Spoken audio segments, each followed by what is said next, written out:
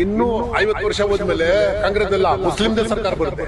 Congress BJP Janata ಎಲ್ಲ ಹೋಗ್ಬಿಟ್ಟು ಮುಸ್ಲಿಂದೇ ಸರ್ಕಾರ ಬರುತ್ತೆ. ಆವಾಗ ಏನ್ ಮಾಡ್ತೀರಾ? ಇನ್ನು 50 ವರ್ಷ ಹೋದ್ಮೇಲೆ ಕಾಂಗ್ರೆಸ್ ಎಲ್ಲ ಮುಸ್ಲಿಂದೇ ಸರ್ಕಾರ ಬರುತ್ತೆ. ಕಾಂಗ್ರೆಸ್ ಬಿಜೆಪಿ ಜನತಾ ಎಲ್ಲ ಹೋಗ್ಬಿಟ್ಟು ಮುಸ್ಲಿಂದೇ ಸರ್ಕಾರ ಬರುತ್ತೆ. ಆವಾಗ ಏನ್ ಮಾಡ್ತೀರಾ? 50 ವರ್ಷ ಇಲ್ಲ 100 ವರ್ಷ ಅಷ್ಟೇ. 100 ವರ್ಷ ಆದ್ಮೇಲೆ ಮುಸ್ಲಿಂ ಸರ್ಕಾರನೇ ಬರುತ್ತೆ ಇಲ್ಲಿ. ಅವಾಗ ಏನ್ ಮಾಡ್ತಾರೆ ಇವರು? ಬಿಜೆಪಿ ಅವರು ಏನ್ ಹೇಳ್ತಾರೆ? ಬೇಟಿ ಬಚಾವ್ ಬೇಟಿ ಬಚಾವ್. ಎಷ್ಟು ಜಾಗದಲ್ಲಿ ರೇಪ್ ಆಗಿದೆ, ಎಷ್ಟು ರೇಪಿಸ್ಟ್ ಇದೆ, ಅವ್ರ ಎಲ್ಲ ಕಲೆಕ್ಷನ್ ಬಿಜೆಪಿಯಿಂದ ಇದೆ. ಅದ್ ಹೆಂಗೆ? ಯಾರಿಂದ ಬಚಾವ್ ಮಾಡಬೇಕು? ಇವರಿಂದ ಬಚಾವ್ ಮಾಡಬೇಕು.